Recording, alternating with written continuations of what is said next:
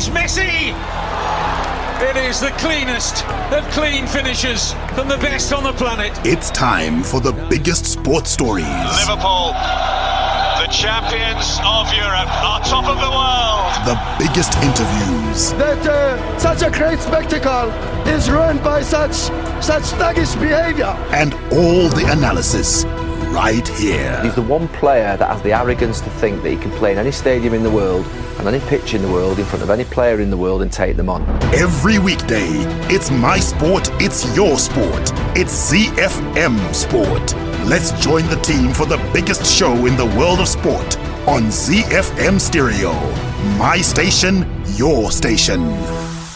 It's a very good evening, Zimbabwe. Monday evening here on ZiFM Sport, and our Mondays are always frenetic because the weekend of sport invariably always delivers. That's why we stick to the mantra that ZiFM Sport always delivers, and those that are insisting on delivery are Christine Midzi, Mike Madoda, Alois Bunjira, and our producer Sean Tafirenyika. My name is Barry Manandi. On our review show today, on the home front, the Confederation of African Football CAF President Ahmad Ahmad has warned Zimbabwean authorities that the regional governing body will not hesitate to order the Warriors to play home games on neutral soil should the country's stadiums still not meet set requirements. In international sports news, Dominic Thiem staged a remarkable comeback to seal his first Grand Slam title at the fourth attempt as he battled back from 2 sets down to defeat Alexander Zverev. Meanwhile, on Saturday, Naomi Osaka won the women's title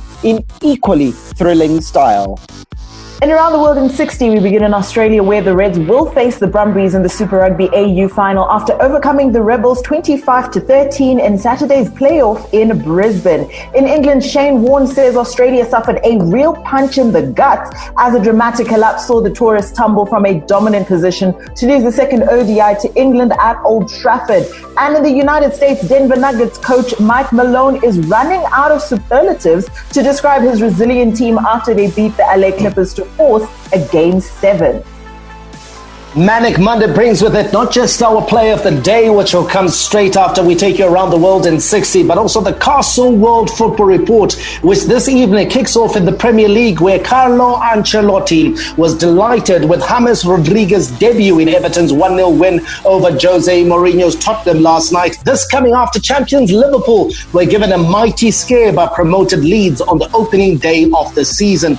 In Ligue 1, an ill-tempered Le Classique, punctuated by 5 red cards, ended in defeat for PSG at the hands of bitter rivals Marseille, and also controversy as Neymar claimed he was subjected to racist abuse by Marseille defender Alvaro Gonzalez. And in South Africa, Pitso Mosimane was delighted to have secured the Nedbank Cup trophy following Mamelodi Sundowns' 1-0 defeat of Bloemfontein Celtic in the final on Saturday.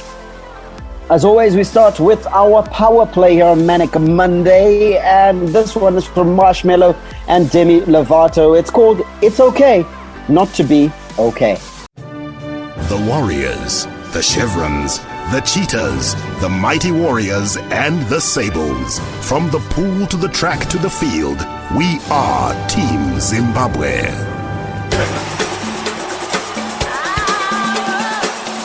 The Home Front. Local sports news and analysis. We're available on social media at ZiFM Sport is the handle to follow on all platforms.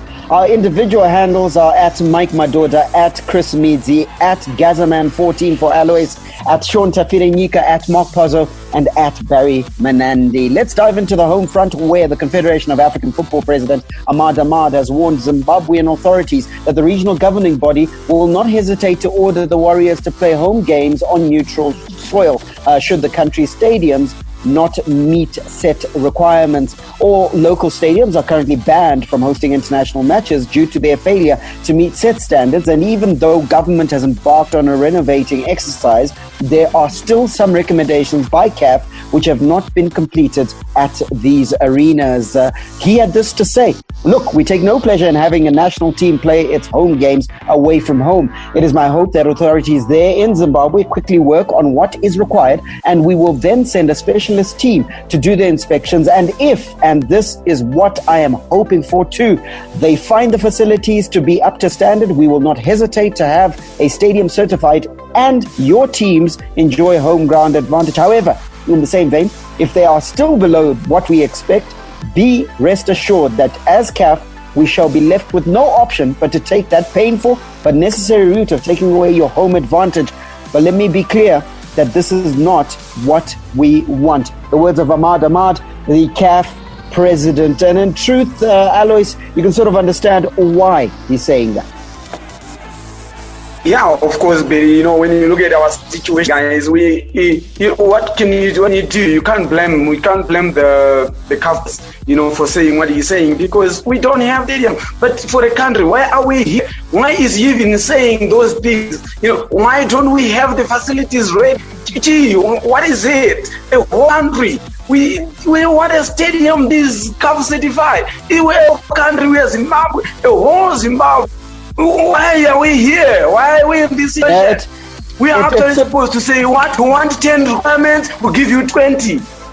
It's a pertinent question, Alois. And in truth, Chris, you can sort of understand why we are here. Why perhaps we haven't stayed alive at the wheel, as it were, and haven't kept up with the maintenance of our various arenas. And now it's caught up with us. Now it's a big bill that's all required at once. And so perhaps to answer the question, why are we here? That might be an answer. It might be an answer. I think when it comes to our sport in general, but especially when it comes to maintaining our stadia, our facilities, improving and even building facilities, we're incredibly reactionary. We wait for a situation like this where now we may not be able to play home games. And that's when people start moving. That's when we started seeing action from the ministry. That's when we started seeing action from the SRC, from ZIFA themselves. That's when we started seeing people moving when a ban came. Meanwhile, we had all the time in the world to be correcting this. If the resources, if we had done in terms of maintenance work, if we had simply done maintenance work and done gradual progressions, the bill would have been spread possibly across, I'm going to say 5-10 years. Then that bill wouldn't be as hefty as it is now, and it wouldn't be causing as many headaches and as many problems as it is now. And there's certain hopes that, okay, maybe we'll still be able to get the inspection done and to get the clearance on the basis that they might overlook the fact that we don't necessarily need bucket seats in the stadium. That shouldn't be the situation anyway. And I sincerely doubt that these are things, that anything is going to be overlooked. If you now have Ahmad himself actually coming out to make this kind of a statement, then I think we're in a bigger mess than we think we are. Are we, Michael, in a bigger mess than we think we are, on the basis that likelihood the November game against Algeria, and I say game, although it's back-to-back, there's an away leg, but the home leg certainly will be played in an empty stadium. So we haven't got bucket seats in the National Sports Stadium. We haven't got electronic turnstiles, but there aren't going to be any fans anyway. So we might be able to get away with this. Yeah, absolutely. And I think that just serves to buy us time. It's not an ideal situation, because the ideal situation is for us to have the bucket seats. It's for us to have the electronic turnstiles. It's for us to have all the facilities that CAF would like to see in place at any facility that's being used by any team that is competing in CAF competitions, be it at club level or at international level like our Warriors. So that merely buys us time. We should be in a situation where we are able to tick all these boxes. Alois has asked the question, and pertinently so, that how have we got to this place? How have we allowed ourselves to reach a point where not even any one of our football stadiums are able to meet the set criteria that is set by CAF and FIFA to host international matches? It's a crying shame. But you take a look, Barry, at the way that we go about our business, I think sometimes as a nation, is that we don't have a coordinated approach. So what's happened over the years is that, for example, the National Sports Stadium, since it was built and commissioned way back in 1986, is that the Ministry of Local Government has been in charge of that facility. But there's never been a coordinated approach with the Ministry of Sport, with the ZIFA and PSL, who are the main tenants or the main users of that facility, to say, okay, guys, these are our concerns as ZIFA and PSL over the years, to say, okay, guys, this facility was great in 86, great in 90, okay in 95, decent in 2000, but guys, we've fallen badly away over the last 20 years. These are the things that we need to be seeing in the stadium. I don't think that ZIFA and PSL and the Ministry of Sport have done enough lobbying with the relevant authorities to try and get the facilities brought up to scratch. And that's why the councils have just let Rufaro Stadium, Barberfield, Sakuva be what they are now. And that's why the Minister of Local Government was just concerned with, you know what, is the stadium clean? Are there ladies and guys there who are giving it the occasional sweep? Are they picking up papers? Have we put in new dustbins? But those are not the standards that are required by CAF. The standards that are required by CAF are ever evolving. You take a look at the situation right now in Spain, where the two biggest clubs there are following suit, are following what Atletico Madrid did in terms of sprucing up their stadium. Atletico Madrid built a brand new stadium. Real Madrid right now is sprucing up their stadium. Barcelona is going to do the same thing. Those stadiums, by our standards, we'll call them world class. But out there, they are realizing that those stadiums can be better, and they are making sure that they constantly evolve. That's not something that we do. We think now, just because we put new cupboards, as it were, at the National Sports Stadium, we think that's what the standard should be. And yet those cupboards are not up to standard in the first place. Alois, very quickly, you've played professional sport at the highest level. Are we dealing with the symptom here, not the disease? Is there a case to be made that perhaps the sporting family in Zimbabwe needs to professionalize in the strictest sense? Because perhaps we haven't got there yet. Yeah, but you can say that as well, because probably that's why maybe it's also looking at football and say, because the way we, as football family, we are taking on football not seriously. We're not taking our football serious. We are so unprofessional in our approach to ball. So government, outside, we don't go to those subs at cupboards, everything is said because but if we were serious with football, we could actually be having somebody who is saying that, you know what, football is too professional for us not to have this. Let's build a beautiful stadium for our professional football. Maybe we must just start treating our football as professional as. Yeah, and I'm going to extend it beyond football actually, and say that I think sport in general, because you look at the situation at Harare Sports Club, we've got those big gantries up that are ready to take on lights so that we can have day-night cricket. That still hasn't been done. You look across at our karate is very prosperous, doing well for the country, winning world titles. But where they're operating out of, they train possibly at Alex Sports Club and other various venues of that nature. So perhaps as a sporting family as a whole, perhaps led by the minister, we need to try and professionalize. Don't forget, the minister herself had a press conference today. We'll be picking the meat off that bone on tomorrow's show, so don't miss out. We'll be talking about Kirsty Coventry, who met up with the media, talking about the return of football. ZIFA, PSL, SRC were all present. Hi, my name is Sean Williams, Zimbabwe cricket captain. You're listening to ZiFM Sport.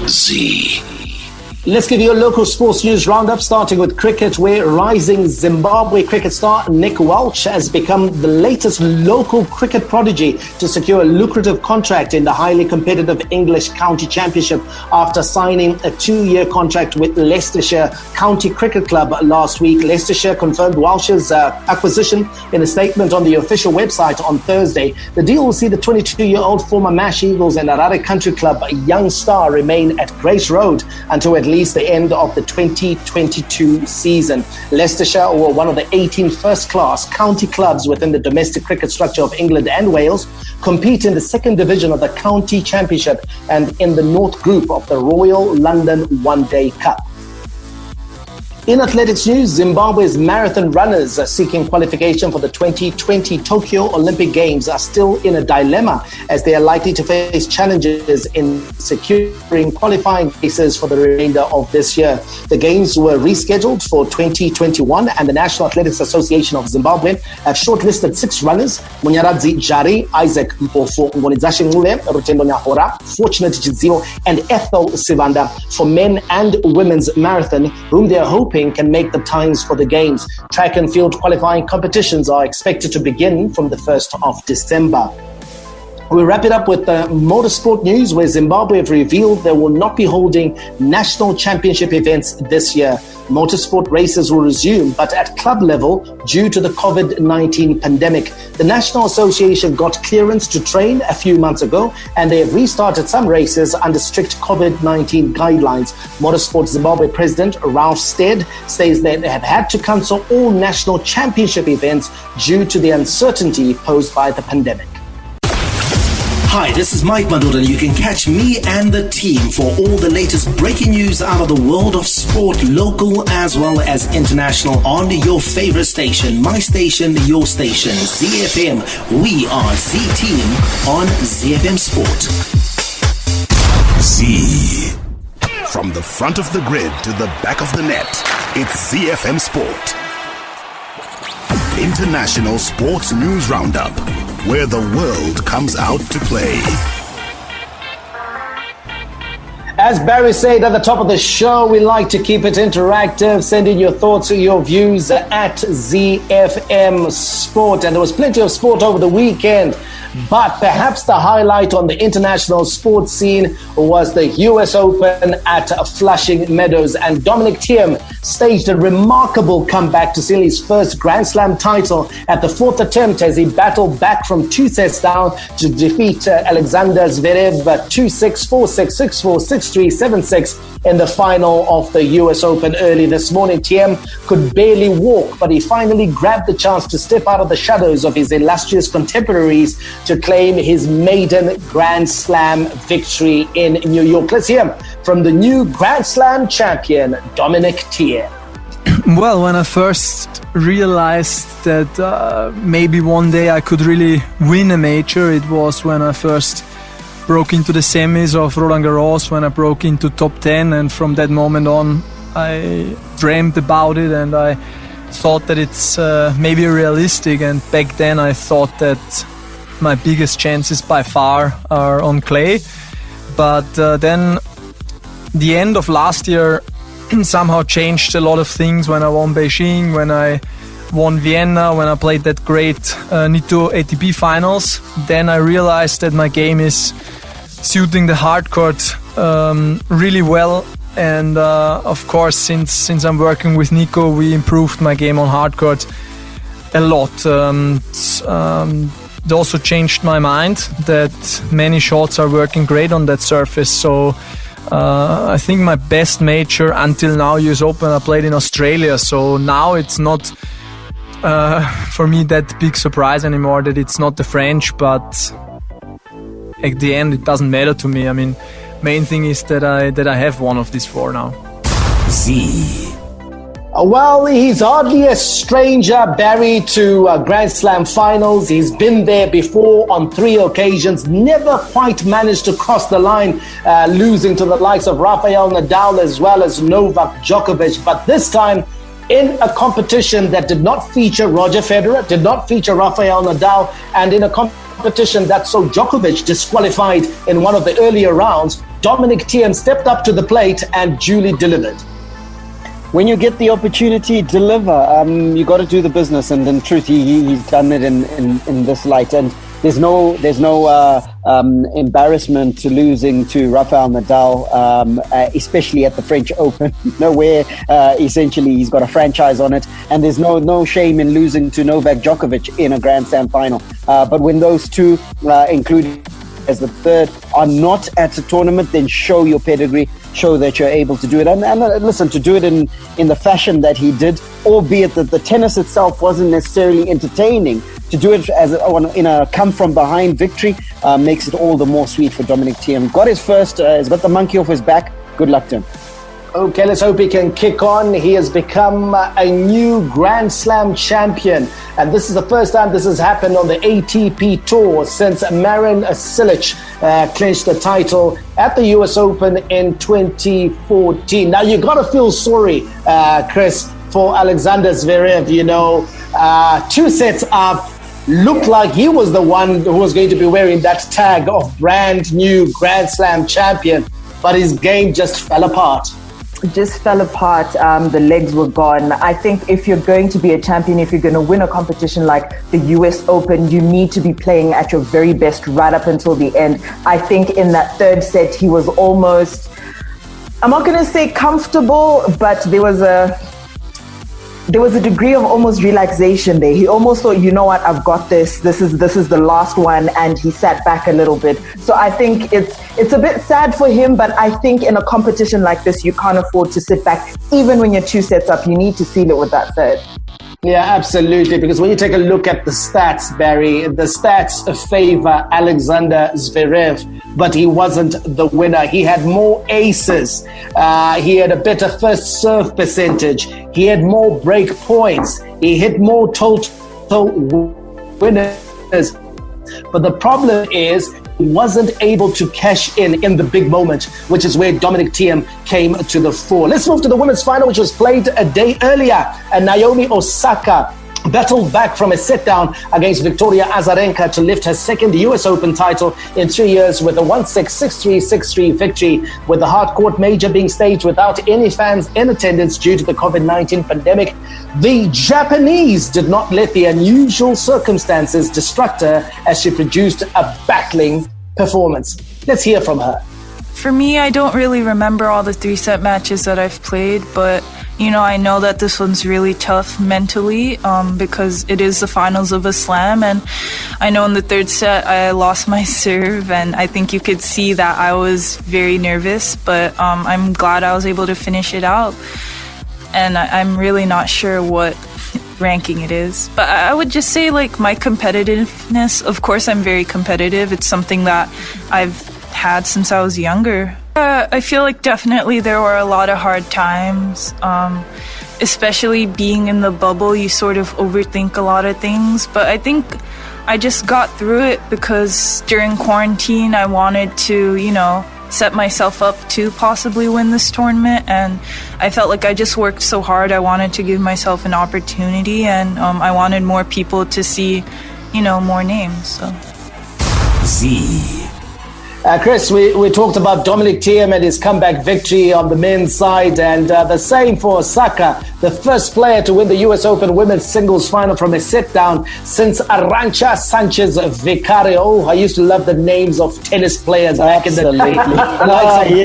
Gabriela Sabatini. The names just roll off the tongue. Okay, but she's the first since Arantxa Sanchez Vicario in 1994.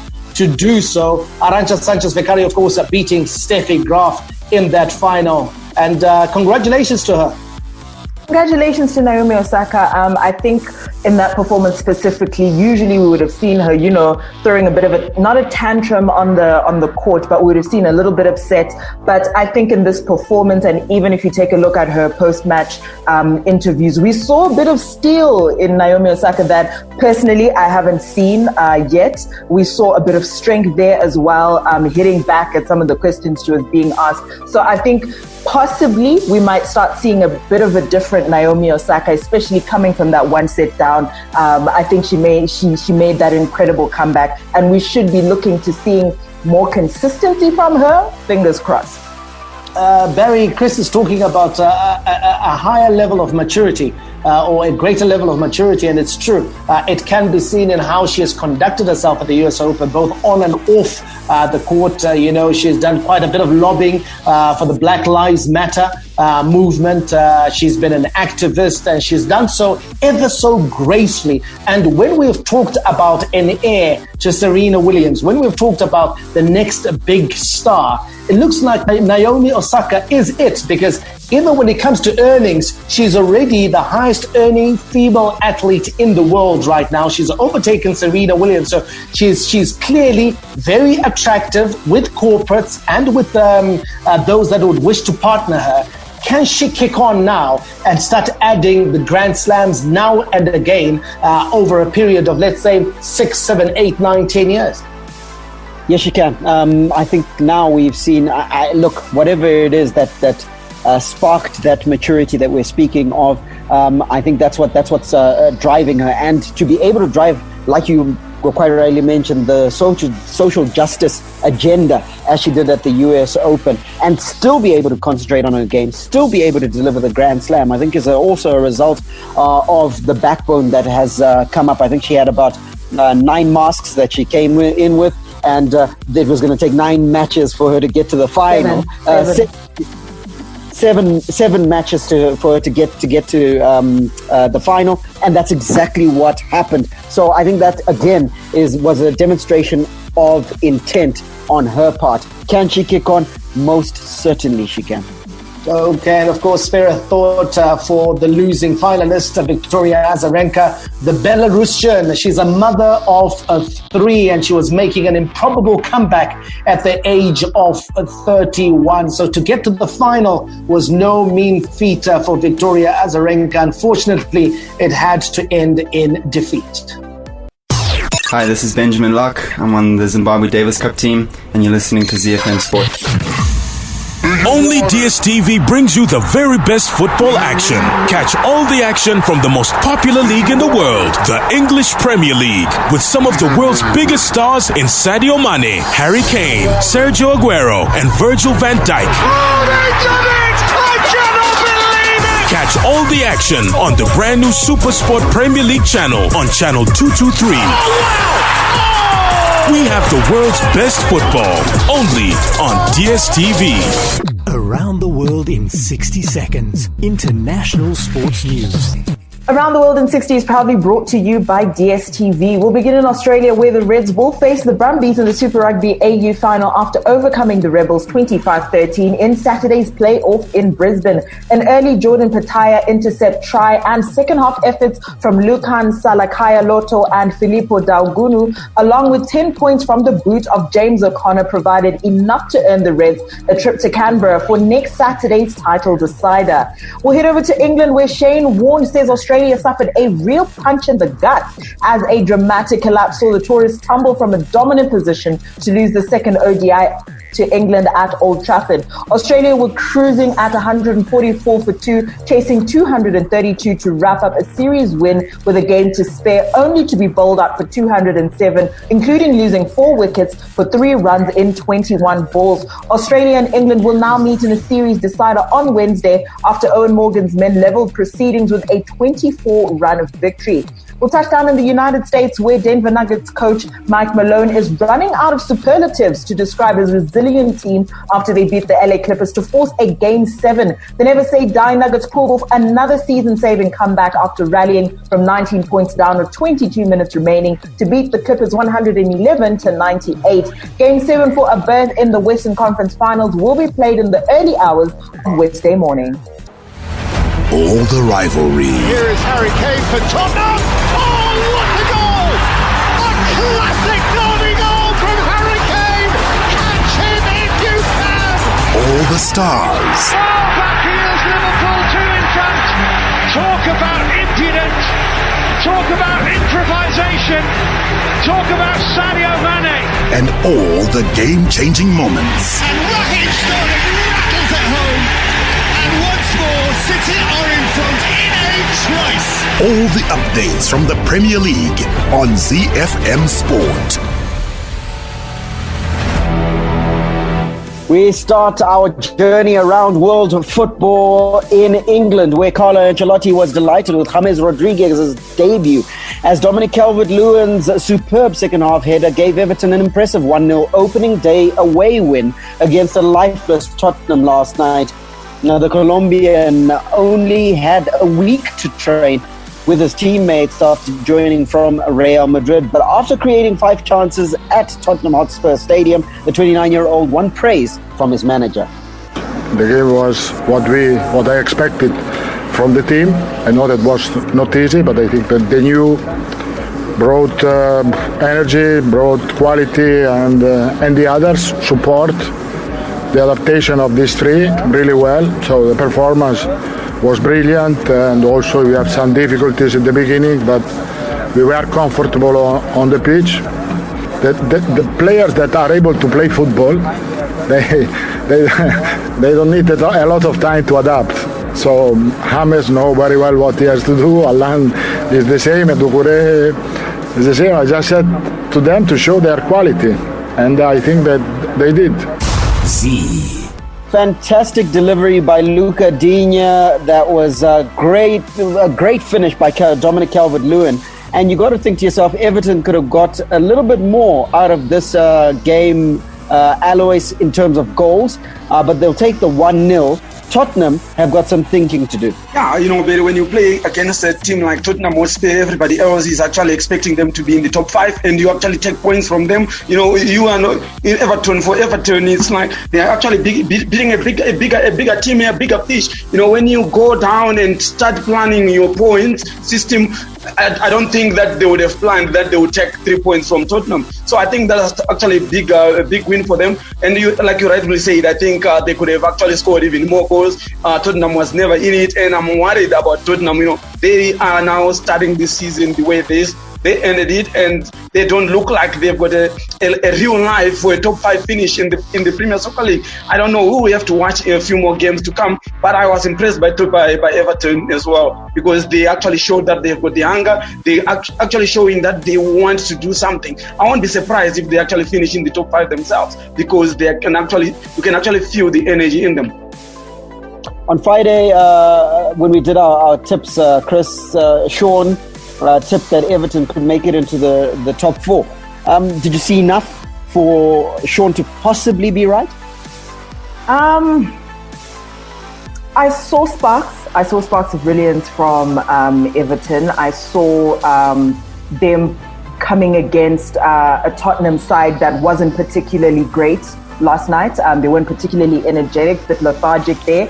I think I've seen an improvement from last season, but whether it's enough for me to actually say this could have been this is a team we can look at and say they can have a top 4 finish, I still need a bit of convincing after the rest of the games that we watched this weekend. Mike, are we reading too much into the first game of the season? Alois already saying that he's worried for Tottenham. They did come a cropper against what looked like a very good Everton side, what looked like a very organised team that has a very good coach in Carlo Ancelotti, so they're no mugs.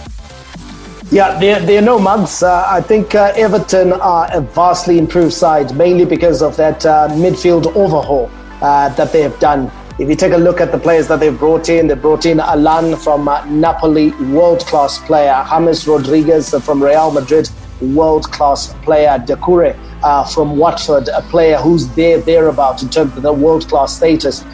So they've got a very strong midfield now. You throw in Andre Gomez, that's a midfield that can match any of the teams in the league, Man City, Liverpool and United included.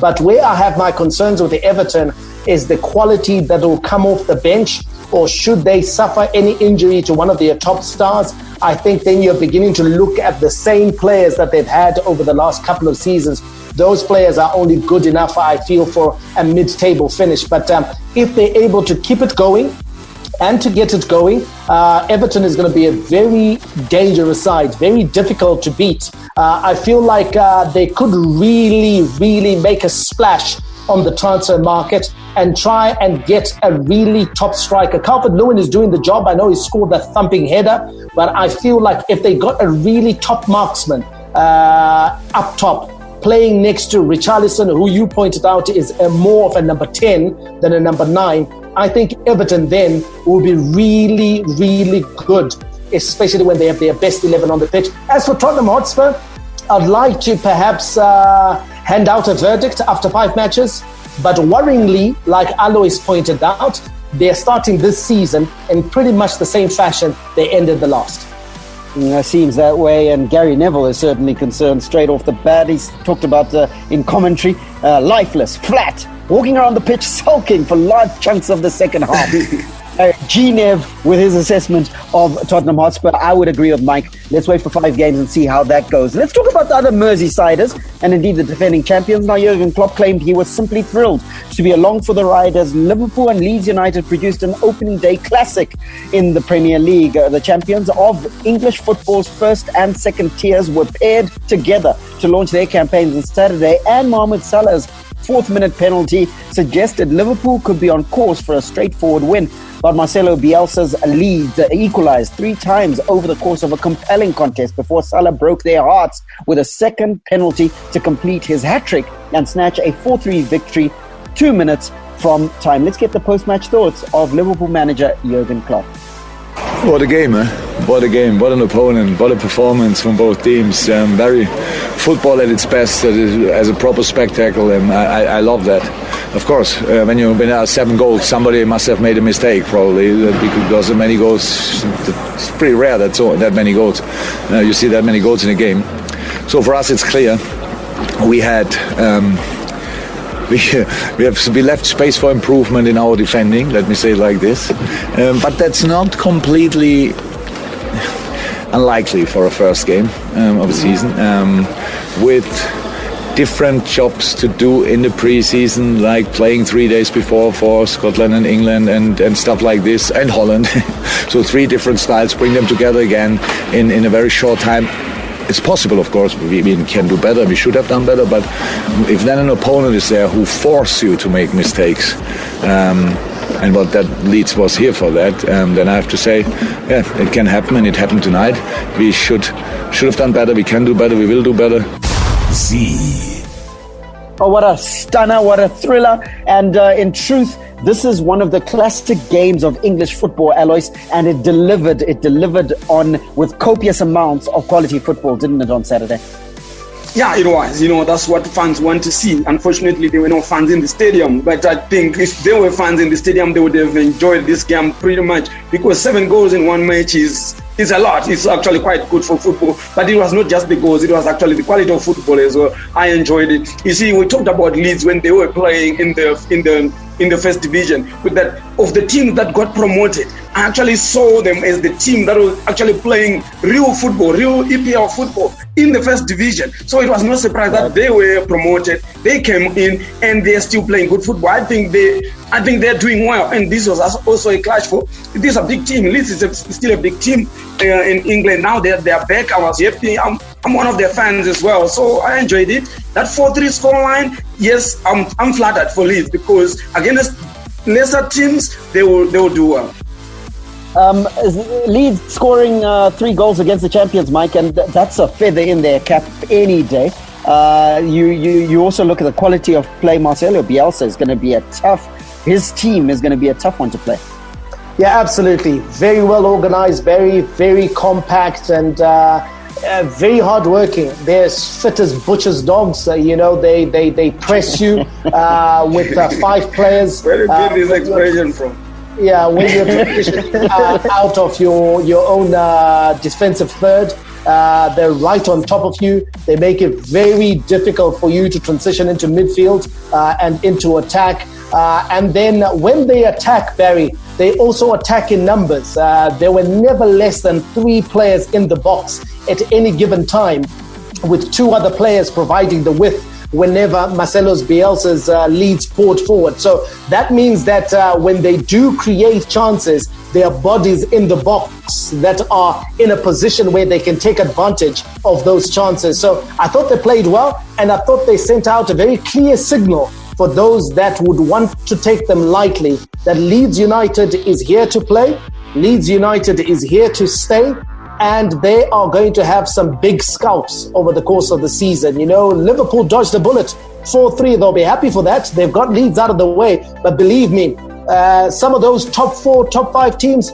a few of them are going to suffer at the hands of this Leeds United. Chris, we identified them as possibly the promoted side that was safe even before a ball was kicked. Are you ready to provide a verdict and agree with that? No, 100%. There were no nerves there coming against the champions in the first game. You would have expected them to be a bit jittery. There was none of that. And they were able to exploit the opportunities that they were given in this game. High pressing game, a lot of energy from the side. And I completely agree with Mike that we're going to see a lot of upsets from this Leeds side.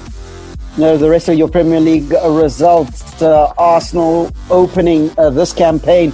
They were the first game. They played Fulham. It ended 3-0 in favour of Arsenal. Crystal Palace 1-0 over Southampton.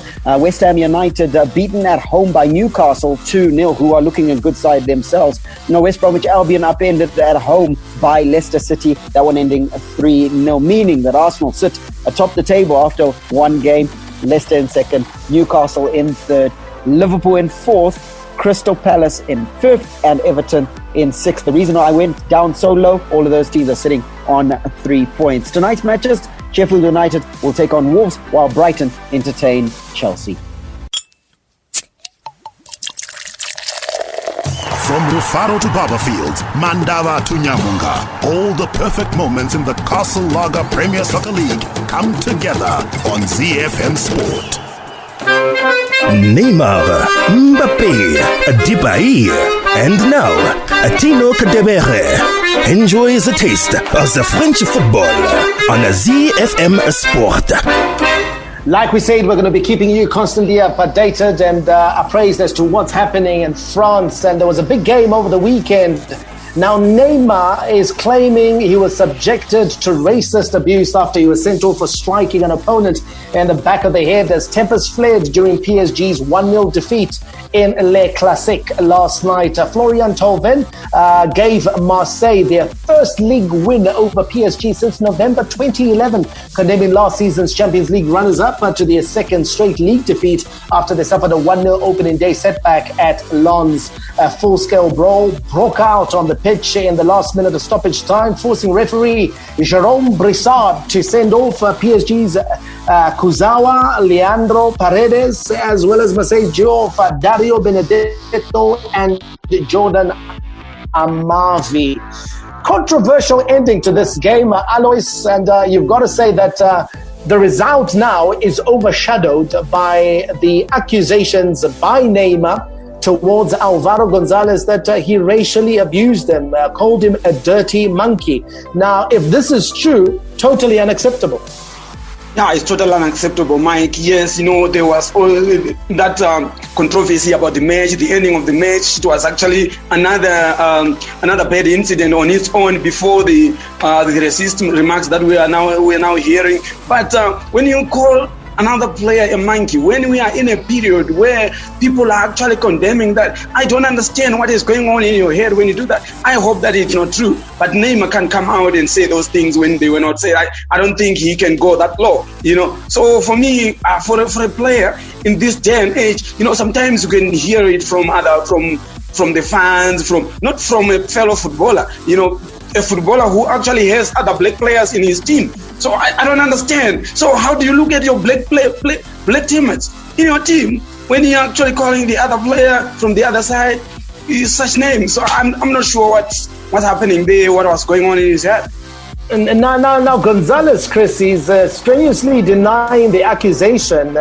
He's come out and on social media, he says that there's no place for racism. He says it's a clean career. The usual talk, I've got black friends, I've got black teammates, etc. We always hear that from every racist. I've got black friends, they always say. And I always say it's no defense, because you can be nice to people who are in your personal space and absolutely horrible to people that you don't have a relationship with. It happens all the time.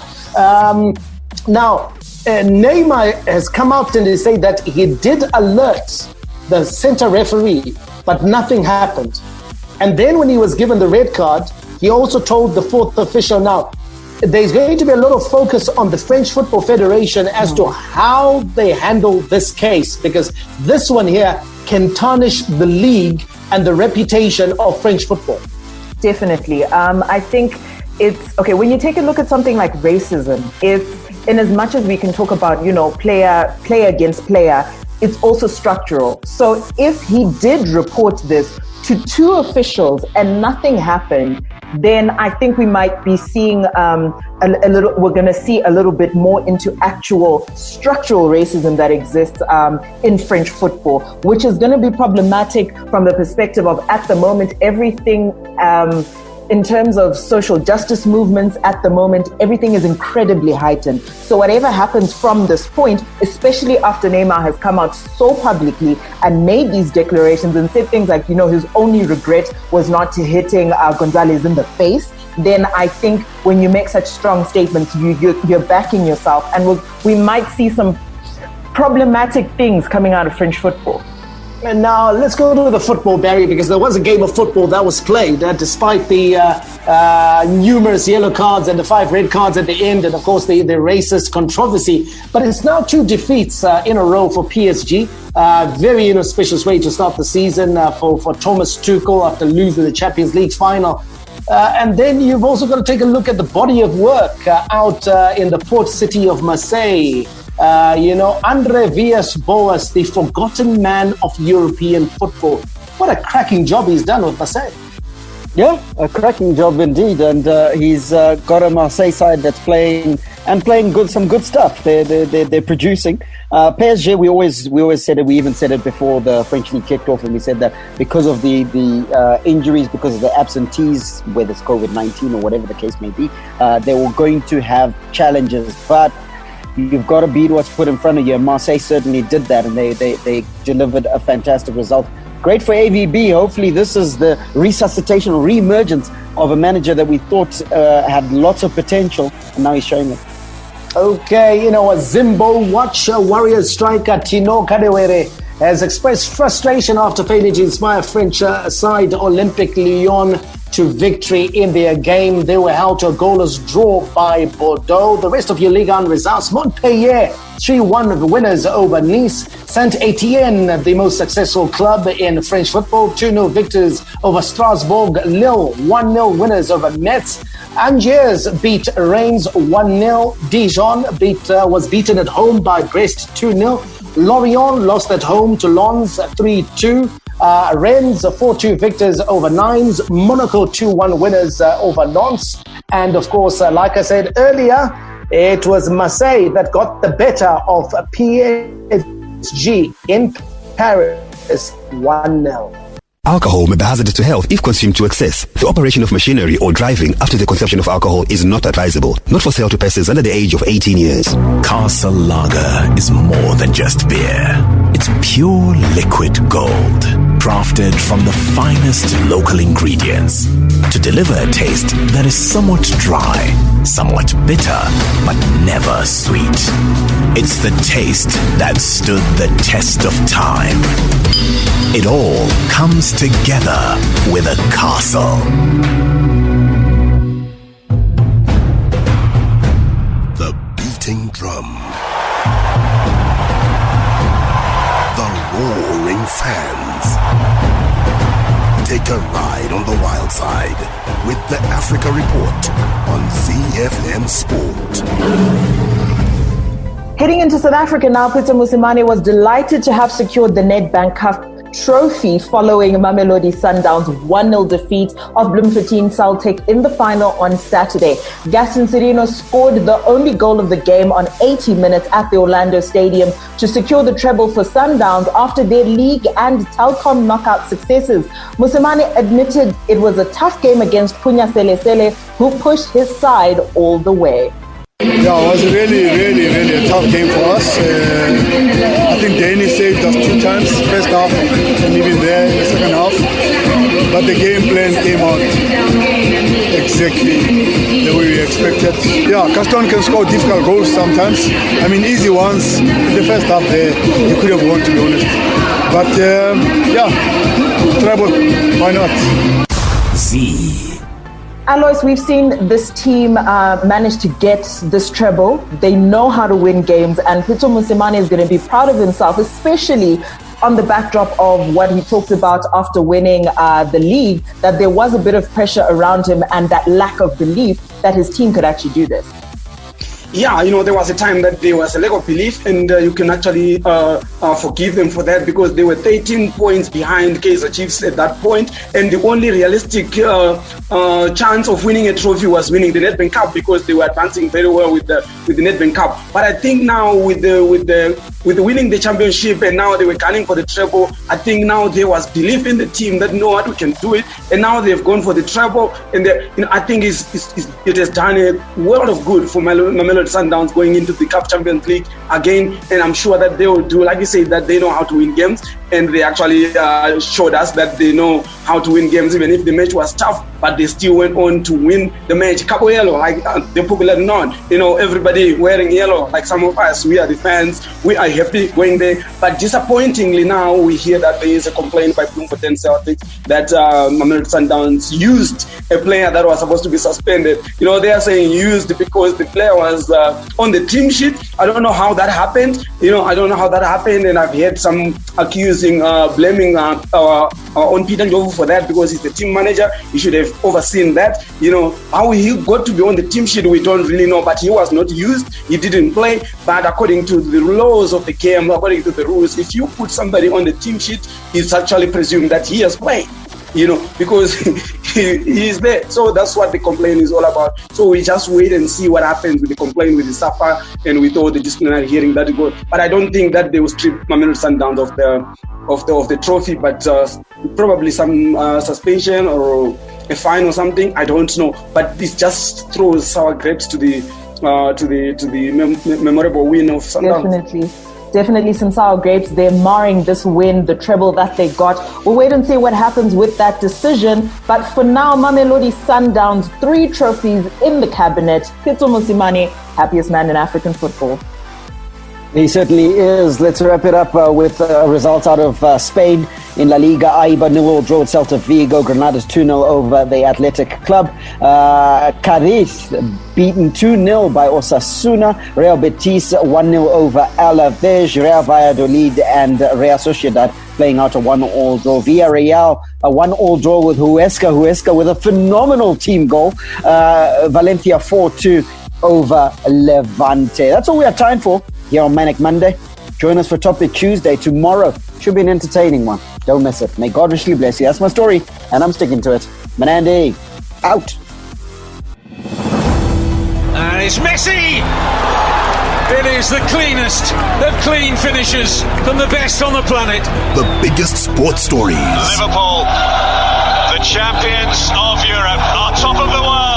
The biggest interviews. That such a great spectacle is ruined by such thuggish behavior. And all the analysis right here. He's the one player that has the arrogance to think that he can play in any stadium in the world and any pitch in the world in front of any player in the world and take them on. Every weekday, it's my sport, it's your sport. It's ZiFM Sport on ZiFM Stereo. My station, your station.